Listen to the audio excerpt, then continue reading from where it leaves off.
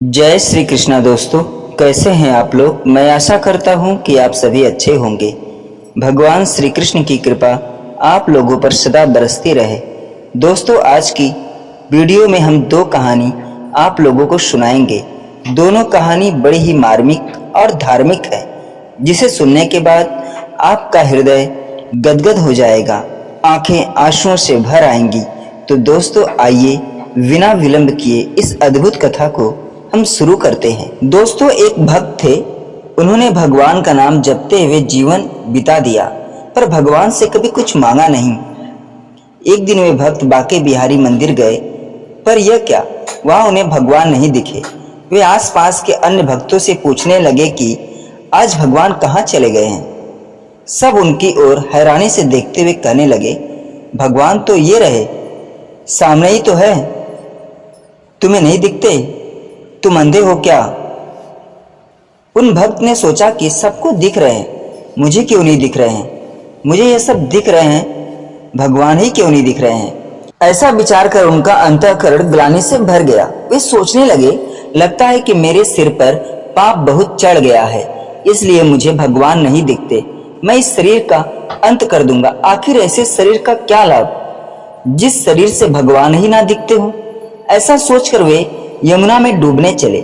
इधर अंतर्यामी भगवान एक ब्राह्मण का वेश बनाकर एक कोढ़ी के पास पहुंचे और कहा कि ऐसे एक भक्त यमुना को जा रहे हैं, उनके आशीर्वाद में इतना बल है, इतनी शक्ति है, यदि वे तुझे आशीर्वाद दे दें तो तेरा कोढ़ तुरंत ही ठीक हो जाए। ये सुनकर कोढ़ी यमुना की ओर दौड़ा। उन भक्त को पहचान कर उनका रास्ता रोक लिया और उनके पैर पकड़कर उनसे आशीर्वाद मांगने लगा। तो भक्त कहने लगे, भाई मैं तो पापी हूँ, मेरे आशीर्वाद से क्या होगा।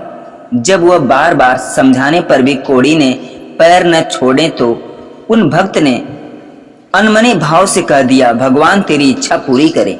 ऐसा कहते ही कोढ़ी बिल्कुल ठीक हो गया, पर वे भक्त हैरान हो गए कि यह चमत्कार कैसे हो गया। वे अभी वहीं स्तब्ध खड़े ही थे कि साक्षात भगवान सामने आ खड़े हुए। उन भक्त ने भगवान को देखा तो अपने को संभाल न सके और रोते हुए भगवान के चरणों में गिर गए। भगवान ने उठाया। वे भगवान से पूछने लगे, भगवान यह आपकी कैसी लीला है प्रभु। पहले तो आप मंदिर में भी दिखाई न दिए और अब अनायासय आपका दर्शन ही प्राप्त हो रहा है। भगवान ने कहा, भक्तराज आपने जीवन भर मेरा जप किया पर कभी कुछ मांगा नहीं। आपका मुझ पर बहुत ऋण चढ़ गया था, मैं आपको ऋणी हो गया था, इसलिए पहले मुझे आपके सामने आने में संकोच हो रहा था। आज आपने उस कोढ़ी को आशीर्वाद देकर अपने पुण्य पूज्य में से कुछ मांग लिया, जिससे अब मैं कुछ ऋण मुक्त हो सका, इसलिए मैं आपके सामने प्रकट होने की हिम्मत कर पाया हूँ। वे भक्त धन्य हैं जो भगवान का नाम तो जपते हैं पर बदले में भगवान से कुछ नहीं मांगते। जिनके भगवान भी ऋणी हैं, ऐसे भक्तों के चरणों में इंसान अपना माथा टिकाता है। दोस्तों, आइए इसी प्रकार की एक कथा और सुनते हैं जो कि बड़ी ही सरल भक्ति की है।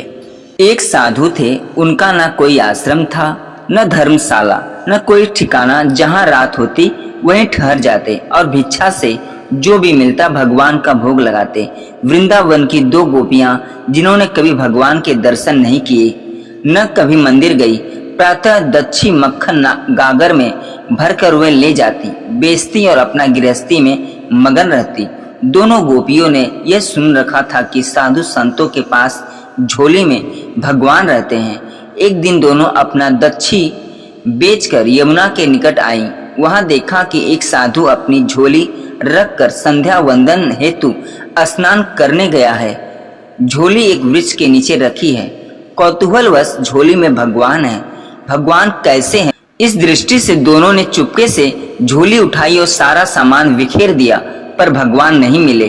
तभी उनकी नजर एक डिब्बे पर पड़ी। डिब्बा खोला तो देखा कि लड्डू गोपाल डिब्बे में बंद हैं। एक सखी बोली, यही भगवान है। दूसरी बोली, कितने निर्दयी हैं ये सन्यासी, भगवान को बंद करके रखा है।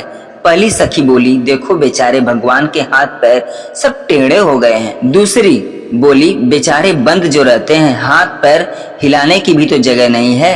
अब दोनों ने लड्डू गोपाल को उठाया। बोली, भगवान जी अब परेशान ना हो, अपने हाथ पैर सीधे कर लो और हम दही खिलाते हैं, खा लो, भूखे भी होंगे। दोनों ने भगवान की मूर्ति को सीधा करना शुरू किया। भगवान को भी उनकी सरलता पर आनंद आ रहा था। वह भी मुस्कुरा रहे थे। जब ये थक गई लेकिन हारी नहीं तो भगवान को हारना पड़ा। लड्डू गोपाल की मूर्ति सीधी हो गई। भगवान सीधे खड़े हो गए।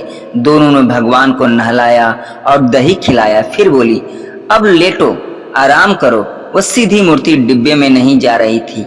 तब तक वह महात्मा जी आ गए। दोनों डरकर भागी। महात्मा जी ने सोचा कि कुछ लेकर भागी है। वह उनके पीछे दौड़े लेकिन उन तक पहुंच नहीं पाए। लौटकर झोली देखी तो हतप्रभ रह गए। भगवान लड्डू गोपाल खड़े हंस रहे थे।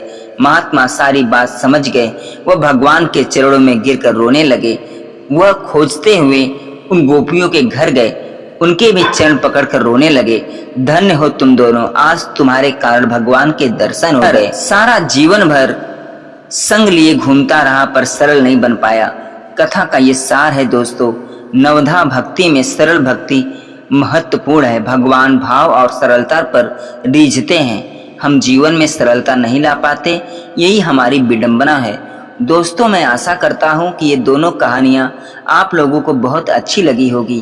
तो दोस्तों, अगर अच्छी लगी हो तो कमेंट में ज़रूर बताइएगा और चैनल पर नए हैं दोस्तों तो भगवान श्री कृष्ण के लिए, प्रभु श्री राम के लिए, राधा रानी के लिए चैनल को लाइक शेयर सब्सक्राइब जरूर करिएगा। पूरा वीडियो देखने और सुनने के लिए धन्यवाद दोस्तों।